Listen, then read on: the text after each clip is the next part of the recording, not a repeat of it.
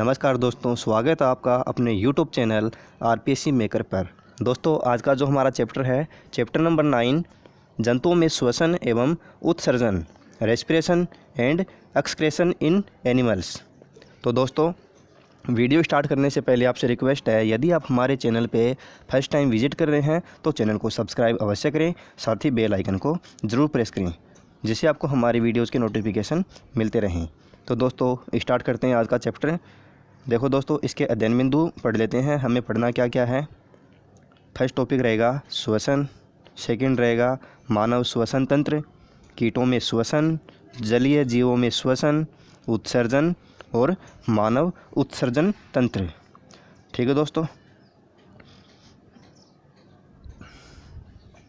हमारे दैनिक जीवन में हम अनेक कार्य करते हैं, जैसे खेलना, साइकिल चलाना, हैंडपंप से पानी भरकर लाना, पढ़ना आदि। इन कार्यों को करने के लिए ऊर्जा की आवश्यकता होती है। यह ऊर्जा हमें भोजन से मिलती है।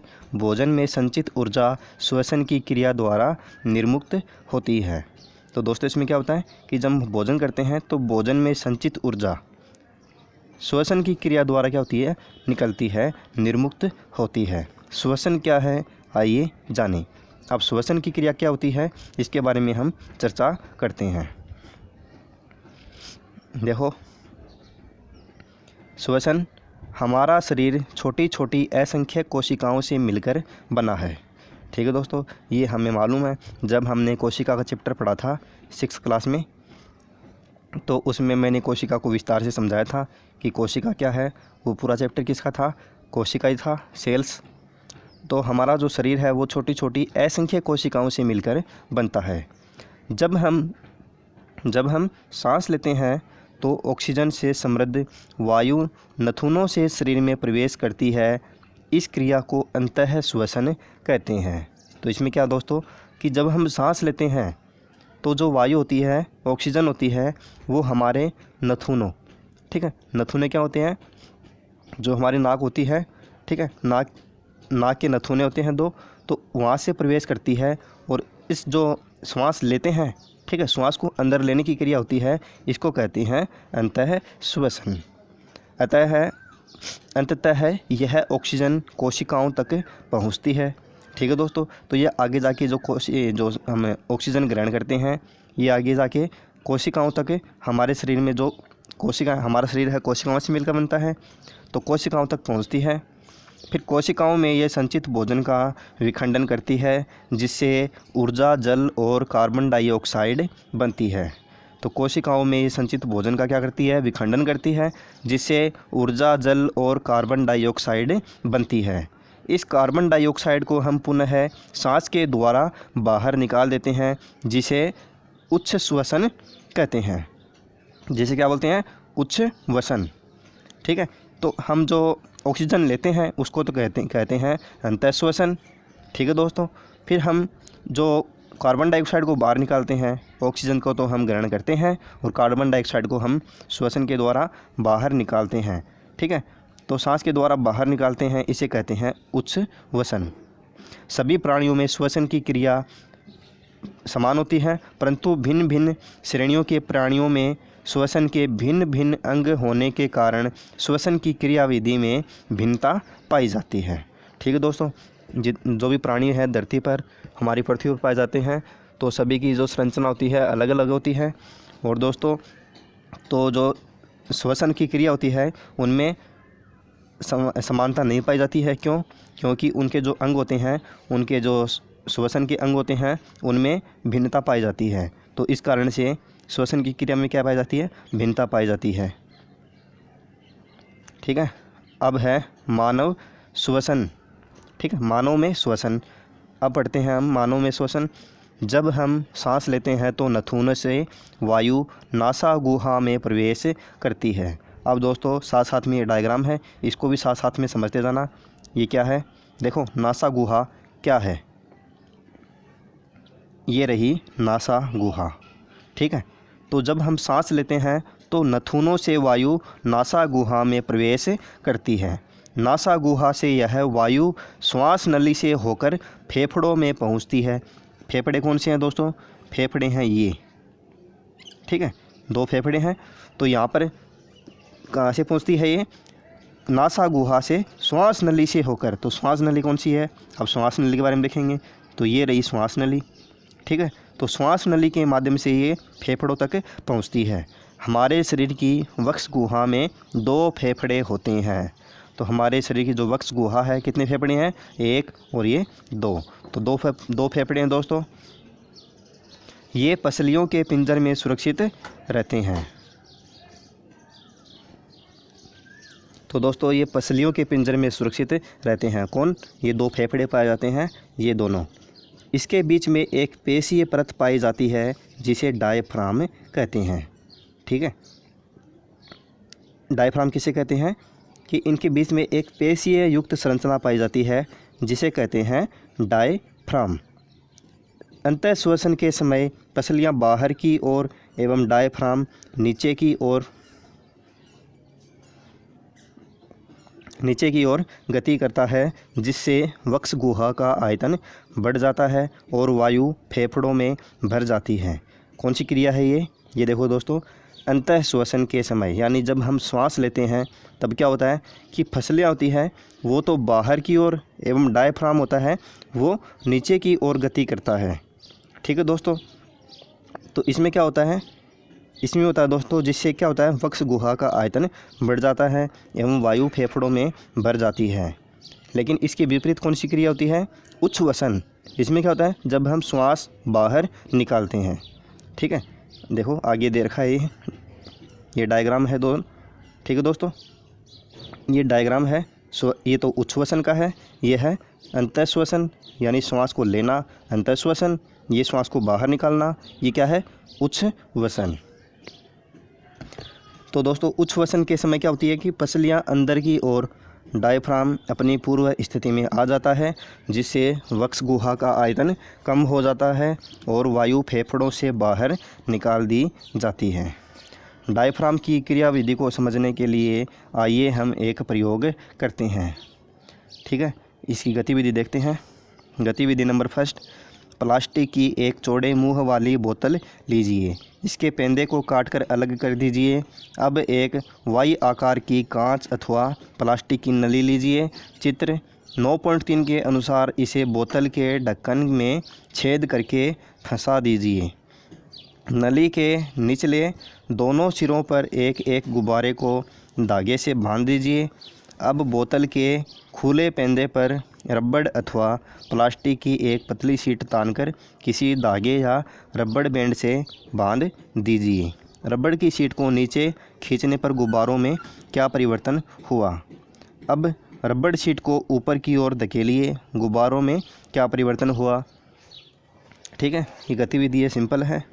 रबड़ शीट को नीचे की ओर खींचने पर गुब्बारे फूलते हैं एवं रबड़ शीट को ऊपर की ओर धकेलने से गुब्बारे पिचकते हैं। तो दोस्तों जो हमारी गतिविधि है प्रैक्टिकल है उसका सार यही है, ठीक है। इसमें क्या होता है कि रबड़ शीट को जैसे ही हम नीचे की ओर खींचेंगे तो क्या होगा, गुब्बारे फूलेंगे। वह रबड़ शीट को ऊपर की ओर धकेलेंगे, ठीक है, ऊपर की ओर धकेलेंगे तो क्या होगा, गुब्बारे पिचकते हैं। इस गतिविधि के द्वारा हम फेफड़ों की क्रियाविधि को भी समझ सकते हैं।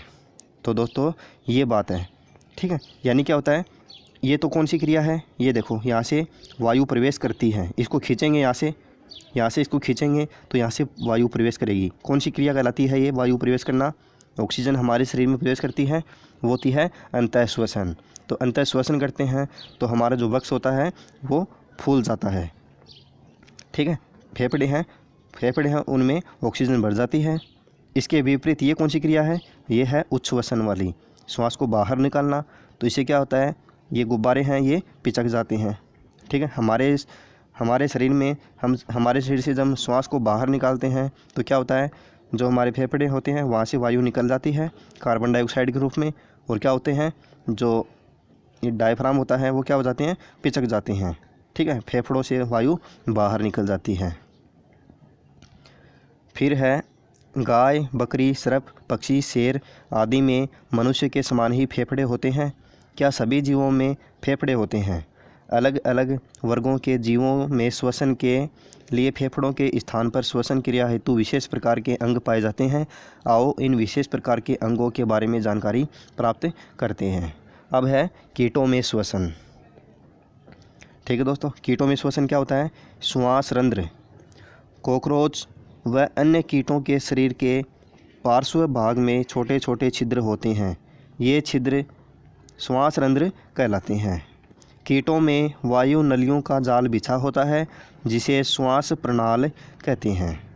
ठीक है, कि कीट होते हैं उनमें क्या होता है? वायु नलियों का जाल बिछा होता है, उन्हें श्वास प्रणाल कहते हैं। यहाँ गैसों का विनिमय होता है। ऑक्सीजन समृद्ध वायु श्वास रंध्रों से श्वास प्रणाल में जाती है तथा अंततः यह कोशिका में पहुँचती है। इस प्रकार कोशिकाओं से कार्बन डाइऑक्साइड श्वास प्रणाल में आती है, वहाँ से यह कार्बन डाइऑक्साइड श्वास रंध्रों के द्वारा बाहर निकाल दी जाती है। ठीक है, तो लास्ट में क्या होता है कि ये कार्बन डाइऑक्साइड होती है श्वास रंध्र होते हैं अपने, ठीक है, जो कीटों के श्वास रंध्र होते हैं उनके द्वारा बाहर निकाल दी जाती है। ठीक है दोस्तों, तो ये होता है कीटों में श्वसन। फिर है जलीय जीवों में श्वसन।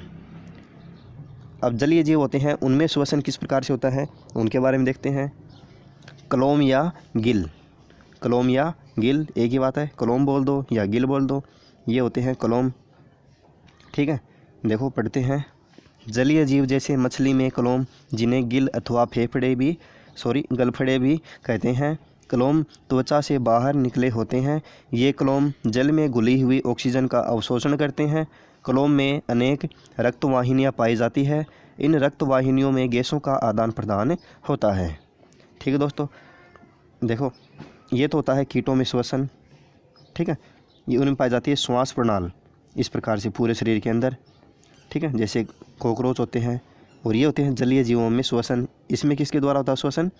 कलोम या गिल के द्वारा होता है। ठीक है दोस्तों, तो यहाँ से क्वेश्चन पूछा जा सकता है कि जो जलीय जीव होते हैं, मछली होती है, उनमें श्वसन कहाँ से होता है, किसके माध्यम से होता है?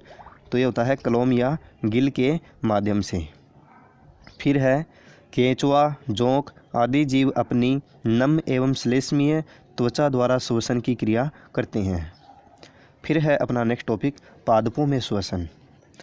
आप पिछली कक्षा में अध्ययन कर चुके हैं कि पादपों में पत्तियों पर सूक्ष्म छिद्र होते हैं जिन्हें रंध्र कहते हैं। इन्हीं रंध्रों के द्वारा पादपों में गैसों का आदान प्रदान होता है। दोस्तों जब हमने 6th क्लास में पढ़ा था, ठीक है, ये 6th क्लास के मैंने वीडियो बनाए थे, उसमें 17 चैप्टर थे, उसके 21 वीडियो बने थे। तो दोस्तों ये वीडियो अभी तक आपने वो वीडियो नहीं देखे हैं तो हमारी प्लेलिस्ट के अंदर जाके वो वीडियो देख सकते हैं। उसमें मैंने ये बारीकी से समझाया था कि पादप होते हैं, उनमें पत्तियाँ होती है, पत्तियों के माध्यम से उसमें श्वसन की क्रिया होती है। सूक्ष्म छिद्र होते हैं, उन्हें क्या नाम दिया? उन्हें बोलते हैं रंध्र। इन्हीं रंध्रों के द्वारा क्या होता है? पादपों में गैसों का आदान प्रदान होता है, जिसे हम श्वसन की क्रिया कहते हैं। तो क्या पौधों की जड़ें भी श्वसन करती है? आइए जानें। गतिविधि नंबर 1। खेत में उग आए एक अवांछित पौधे को जड़ सहित सावधानी पूर्वक उखाड़िए एवं इसकी जड़ों का ध्यानपूर्वक अवलोकन कीजिए। जड़ों के मूल रोमों में अनेक मृदा कण चिपके हुए हैं। जड़ें मूल रोमों के द्वारा मृदा कणों के मध्य पाए जाने वाले रिक्त स्थानों से ऑक्सीजन ग्रहण करती है। इस प्रकार पादपों की मूल में श्वसन क्रिया होती है। तो क्या होता है? जो मूल होती हैं, तो पादपों की जड़ होती हैं, उनमें भी क्या होती है? श्वसन क्रिया होती है। फिर है अपना नेक्स्ट टॉपिक उत्सर्जन। देखो हम जानते हैं खेलने अथवा अधिक श्रम करने के पश्चात हमें पसीना आता है। यह पसीना त्वचा के सूक्ष्म छिद्रों द्वारा बाहर निकलता है। पसीने के रूप में अतिरिक्त जल व लवणों का उत्सर्जन त्वचा द्वारा होता है। इस अध्याय में आपने यह भी जाना कि उच्छ्वसन की क्रिया में फेफड़े कार्बन डाइऑक्साइड को शरीर से बाहर निकालते हैं। अपचित भोजन को हम समय समय पर मल के रूप में एवं मूत्र के द्वारा हानिकारक पदार्थों यूरिया एवं यूरिक एसिड को शरीर से बाहर निकालते हैं। पसीना, मलमूत्र व कार्बन डाइऑक्साइड हमारे शरीर में अपशिष्ट पदार्थ हैं। इसी प्रकार शरीर की कोशिकाओं में विभिन्न प्रकार की जैव रासायनिक क्रिया होती रहती है, जिनके फलस्वरूप कुछ अपशिष्ट पदार्थ बनते हैं। ये अपशिष्ट पदार्थ हमारे शरीर के लिए विषैले होते हैं, अतः इन्हें शरीर से बाहर निकालना अत्यंत आवश्यक है। कोशिकाओं में निर्मित अपशिष्ट पदार्थों को शरीर से बाहर निकालने की प्रक्रिया उत्सर्जन कहलाती है। तो दोस्तों ये डेफिनेशन होगी इसकी। ये उत्सर्जन क्या होता है इसके बारे में आप सभी जानते हैं कि कोशिकाओं में निर्मित अपशिष्ट पदार्थों को शरीर से बाहर निकालने की प्रक्रिया को उत्सर्जन कहते हैं। उत्सर्जन में सहयोग करने वाले शरीर के सभी अंग मिलकर उत्सर्जन तंत्र का निर्माण करते हैं। फिर अपना जो लास्ट टॉपिक है वो है मानव उत्सर्जन तंत्र। तो मानव में उत्सर्जन किस प्रकार से होता है इसके बारे में चर्चा करते हैं। मानव में 2 वृक्क, ठीक है दोस्तों, कितने वृक्क होते हैं? 2 वृक्क, मूत्रवाहिनियाँ, मूत्राशय एवं मूत्र मार्ग मिलकर उत्सर्जन तंत्र का निर्माण करते हैं। रक्त में उपस्थित अपशिष्ट पदार्थों को अलग करने का कार्य दोनों वक्रों में होता है। दोस्तों इम्पोर्टेंट है, ठीक है। क्या पूछा है, क्या लाइन आई है यहाँ पर देखो, रक्त में उपस्थित अपशिष्ट पदार्थों को अलग करने का कार्य कहाँ पर होता है? दोनों वृक्क में, यानी क्या होती है? किडनी होती है दोस्तों, ये किडनियाँ होती है 2। जल में घुले हुए ये अपशिष्ट मूत्र के रूप में मूत्रवाहिनियों द्वारा मूत्राशय में आते हैं। मूत्राशय से एक पेशीय नली जुड़ी होती है, इसे मूत्र मार्ग कहते हैं। मूत्र मार्ग एक छिद्र द्वारा शरीर से बाहर खुलता है, जिसे मूत्र रंध्र कहते हैं। मूत्राशय से मूत्र मार्ग में होता हुआ मूत्र रंध्र द्वारा बाहर निकाल दिया जाता है। ठीक है दोस्तों, तो ये है मानव का उत्सर्जन तंत्र। ठीक है दोस्तों, ये होती है दोनों किडनियाँ, ये होती है मूत्रवाहिनी और ये होता है क्या? मूत्राशय, ठीक है, जहाँ पर मूत्र इकट्ठा होता है, और ये होता है मूत्र मार्ग। तो दोस्तों आज का जो हमारा चैप्टर है ये कंप्लीट होता है। ठीक है दोस्तों, देखो यहाँ पर एक मोस्ट इम्पोर्टेंट बात है, 21 जून को अंतर्राष्ट्रीय योग दिवस मनाया जाता है। ठीक है दोस्तों, ये बुक होती हैं, ठीक है, लेकिन इम्पोर्टेंट बुक होती है, यहाँ से क्वेश्चन पूछा जा सकता है। ठीक है, अब देखो आपने क्या सीखा, इनको देख लेते हैं एक बारी। ऑक्सीजन से समृद्ध वायु को शरीर के अंदर लेना अंतःश्वसन और कार्बन डाइऑक्साइड से समृद्ध वायु को बाहर निकालना उच्छ्वसन कहलाता है। श्वसन वह प्रक्रिया है जिसमें भोजन के विखंडन से ऊर्जा मुक्त होती है। कॉकरोच एवं अन्य कीटों में श्वास रंध्रों द्वारा श्वसन होता है। केचुआ, जोंक आदि में अपनी नम त्वचा द्वारा श्वसन होता है। दोस्तों इंपॉर्टेंट है, देखो कोकरोच एवं अन्य कीटों में किसके द्वारा होता है? श्वास रंध्र के द्वारा। और जो केचुआ और जोंक होते हैं उनमें होता है नम त्वचा द्वारा। मानव में वृक्क, मूत्रवाहिनियाँ, मूत्राशय तथा मूत्र मार्ग मिलकर उत्सर्जन तंत्र का निर्माण करते हैं। अपशिष्ट पदार्थों को बाहर निकालने की प्रक्रम को उत्सर्जन कहते हैं। अब दोस्तों इसके जो अभ्यास प्रश्न है ये देख लेते हैं। देखो क्वेश्चन नंबर फर्स्ट है, जल में घुली ऑक्सीजन का उपयोग करने में सहायक है। तो दोस्तों जो जल में घुली ऑक्सीजन होती है उसका उपयोग करने में कौन सहायक है? जो जलीय जीव होते हैं वो किसके द्वारा शोषण करते हैं? कलोम के द्वारा। किसके द्वारा? कलोम के द्वारा। तो इसका आंसर आ जाएगा ऑप्शन नंबर ए। कीटों में श्वसन अंग है। ठीक है दोस्तों, तो इसमें क्या होगा? देखो अभी पढ़ा हमने कीट, ये देखो अभी मैंने बताया इंपॉर्टेंट है। कॉकरोच एवं अन्य कीटों में किसके द्वारा होता है? श्वास रंध्रों के द्वारा। तो इसमें क्या आ जाएगा दोस्तों? इसमें आ जाएगा श्वास रंध्र, ऑप्शन नंबर द। त्वचा द्वारा श्वसन करता है, कौन करता है दोस्तों? त्वचा द्वारा श्वसन कौन करता है? मनुष्य, मछली, कॉकरोच और केंचुआ। क्या होगा दोस्तों? सोच के बताइए। तो दोस्तों इसका राइट आंसर होगा केंचुआ। देखो अभी मैंने आपको बताया था, चैप्टर पढ़ा था, त्वचा द्वारा श्वसन कौन करता है? केंचुआ करता है। देखो